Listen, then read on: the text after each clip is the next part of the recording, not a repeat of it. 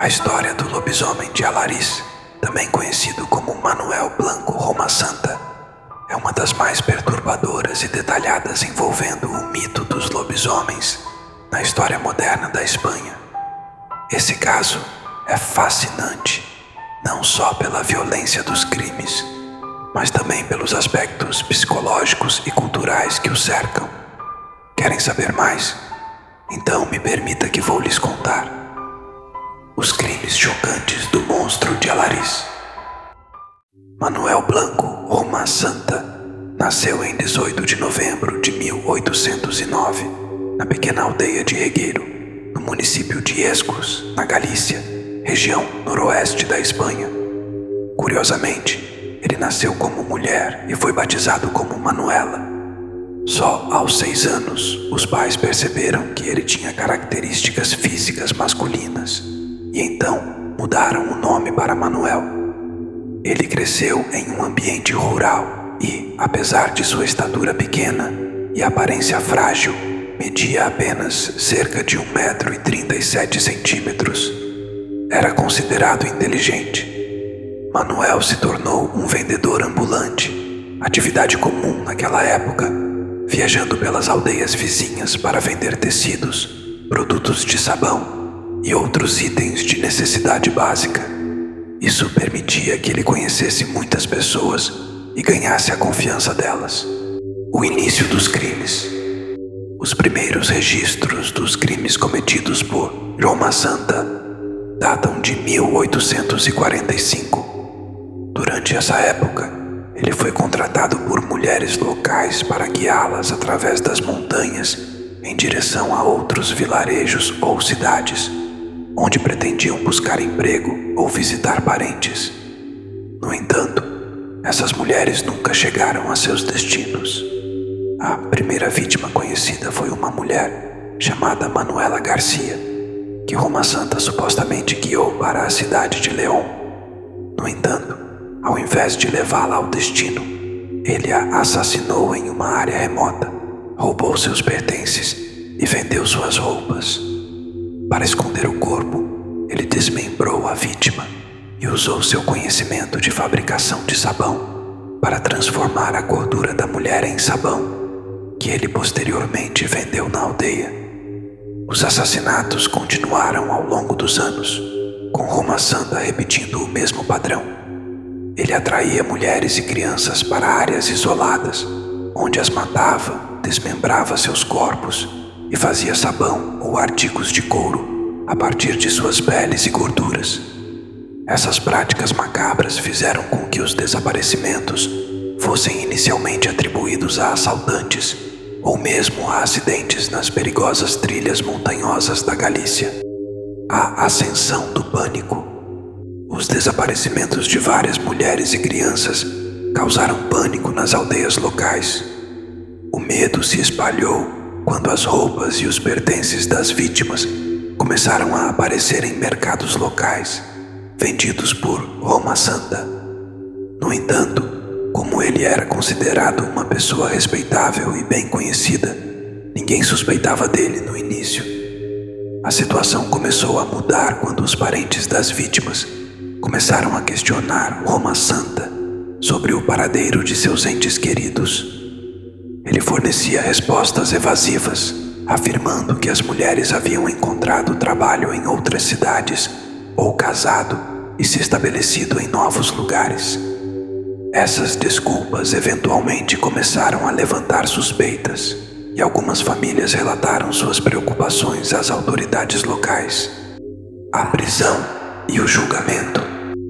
Em 1852, Roma Santa foi finalmente preso em Nombela, na província de Toledo, a mais de 500 quilômetros da Galícia. Ao ser capturado, ele confessou os assassinatos, mas sua explicação foi ainda mais perturbadora. Roma Santa afirmou ser vítima de uma maldição que o transformava em lobisomem. Segundo ele, durante essas transformações, ele perdia o controle e caçava suas vítimas como um lobo faminto. Ele afirmou que a maldição havia sido lançada sobre ele após um encontro com uma cigana e que durante os 8 anos anteriores ele havia se transformado em lobo inúmeras vezes.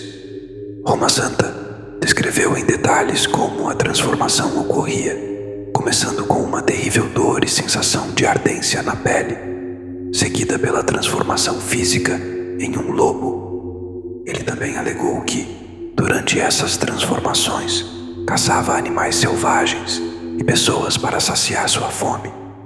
Os registros do julgamento de Roma Santa são fascinantes, pois foram mantidos com grande detalhe e mostram o choque da sociedade da época diante de tais afirmações.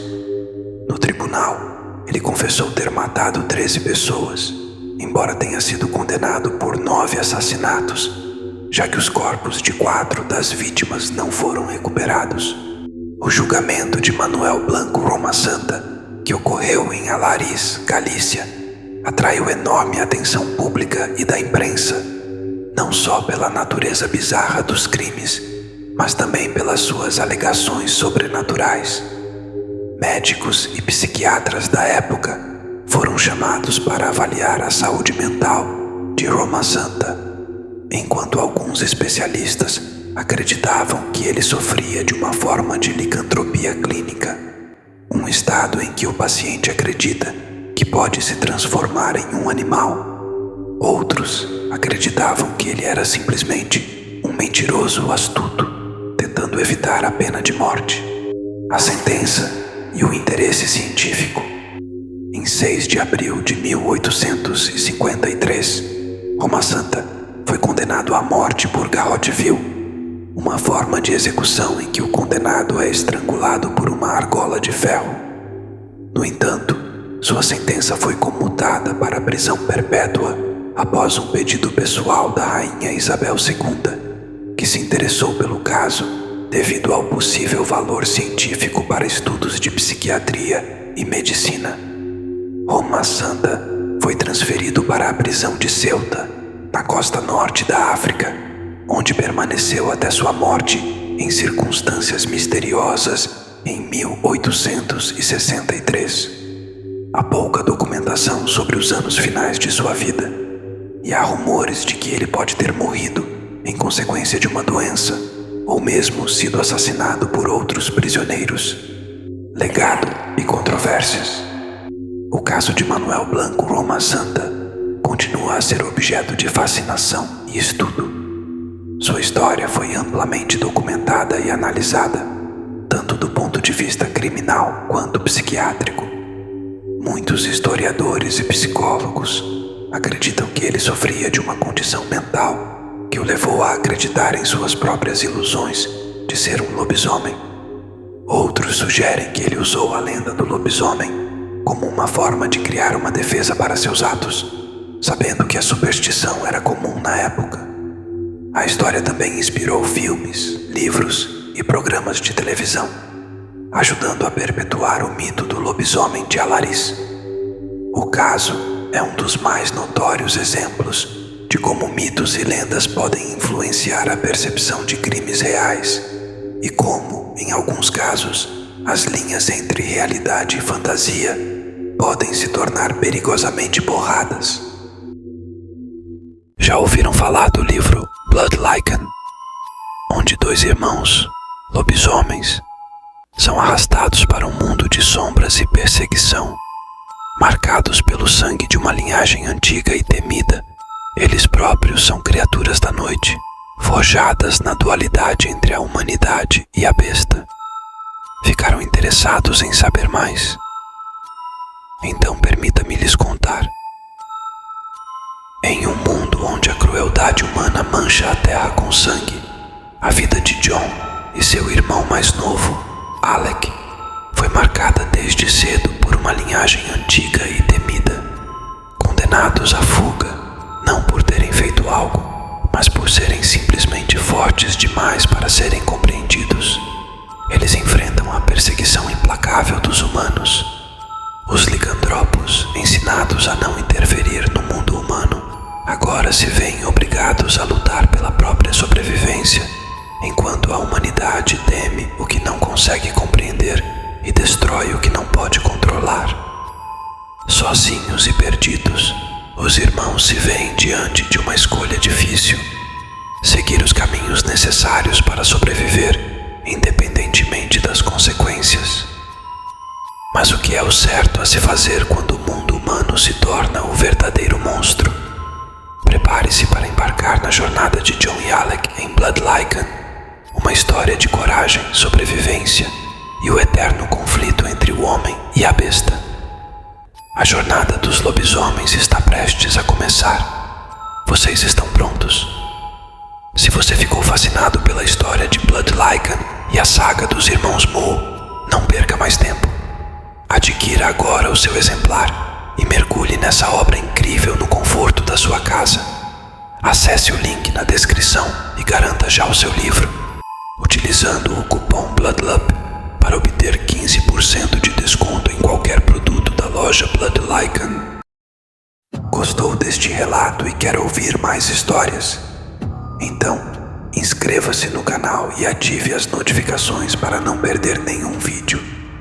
Compartilhe com seus amigos que também são fascinados pelo mundo lupino. E se você tem histórias envolvendo lobisomens, seja suas ou de familiares, e gostaria de compartilhá-las conosco, entre no nosso grupo exclusivo do Facebook.